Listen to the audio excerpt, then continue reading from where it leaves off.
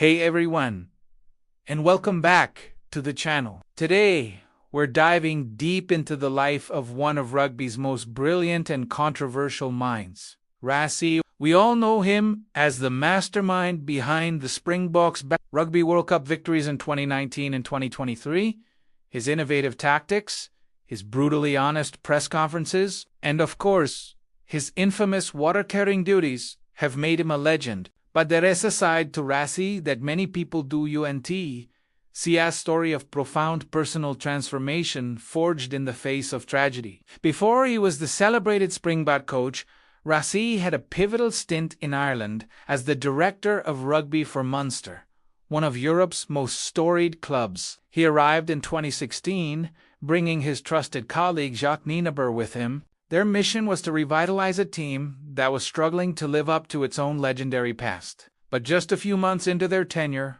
the unthinkable happened. In October 2016, the Munster team was in Paris preparing for a European Champions Cup match against Racing 92. The night before the game, their head coach, Anthony Foley, a beloved Munster icon affectionately known as Axel, passed away suddenly in his sleep from a heart condition. He was only 42 years old. The news sent shockwaves not just through the team, but through the entire rugby world. Foley wasn't just a coach, he was the heart and soul of Munster, a former captain who had led them to European glory. For Rassie Erasmus, this was more than just a professional crisis.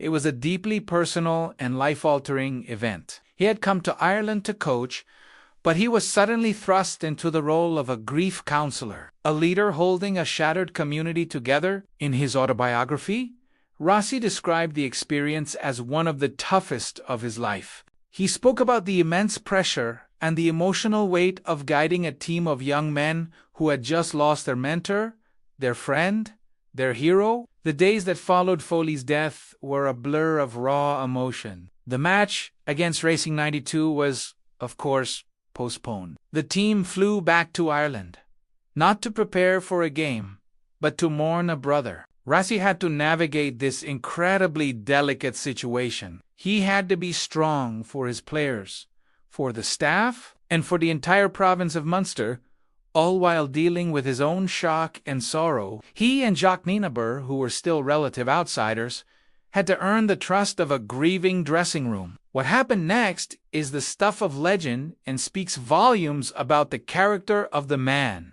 The following week, Munster had to play a rescheduled match at home against the Glasgow Warriors. Thomond Park, Munster's fortress, was transformed into a cathedral of grief and remembrance. The atmosphere was electric, heavy with sadness, but also fierce with pride. Before the game, Foley's two young sons stood in the middle of the pitch with the team during a powerful rendition of The Fields of Athenry. Munster didn't just play that day. They played with a fire and passion that seemed to come from another world. They channeled their grief into an extraordinary performance, winning the match 38-17 in what is still considered one of the most emotional and powerful games in rugby history. Rassie Erasmus had managed to guide his team through the darkness. He didn't do it with complex tactics or rousing speeches. He did it with empathy, honesty, and a profound understanding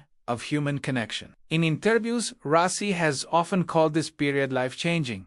He said that the tragedy taught him about the true meaning of rugby and community. It wasn't just about winning or losing. It was about the bonds between people, about playing for something bigger than yourself. He saw firsthand how a club, a province, could rally together in the face of unimaginable loss. He learned that the emotional and human side of the game was just as important, if not more so, than the technical side. This experience fundamentally shaped his coaching philosophy. When he returned to South Africa in 2018 to take over the Springboks, he brought this newfound perspective with him. He understood that to get the best out of his players, he had to connect with them on a human level. He needed to understand their backgrounds, their struggles, and their motivations. He knew that the Springboks didn't just represent a team, they represented a nation with all its complexities and hopes. Think about the 2019 World Cup campaign. Rassie's message was clear.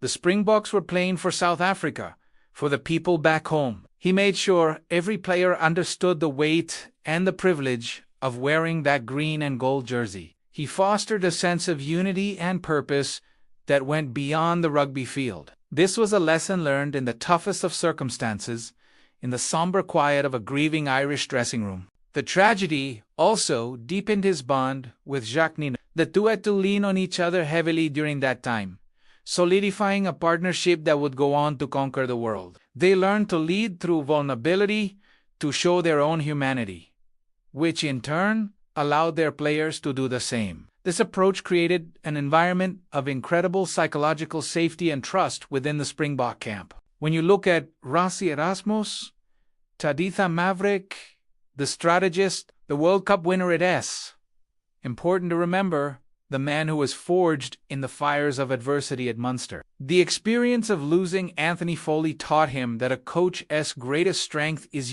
just in drawing up plays, but in understanding hearts and minds. It's about creating a family, a true brotherhood. That, perhaps, is his greatest secret to success. He builds teams that would do anything for each other, because he's been through a moment in his life where that was the only thing that mattered. So, the next time you see Rassie orchestrating a victory from the sidelines, remember the story of Anthony Foley and the profound impact it had on him. It's a somber reminder that behind the trophies and the headlines, sport is ultimately about people. And sometimes, the most important lessons are learned through loss. It's a powerful legacy, and one that has undoubtedly contributed to making Rassie Erasmus one of the greatest coaches of his generation. Thanks for watching, everyone. If you found this story as moving and insightful as I did, please hit that like button and subscribe for more deep dives into the world of sport. Let me know your thoughts on Rassie's journey in the comments below. Until next time, take care.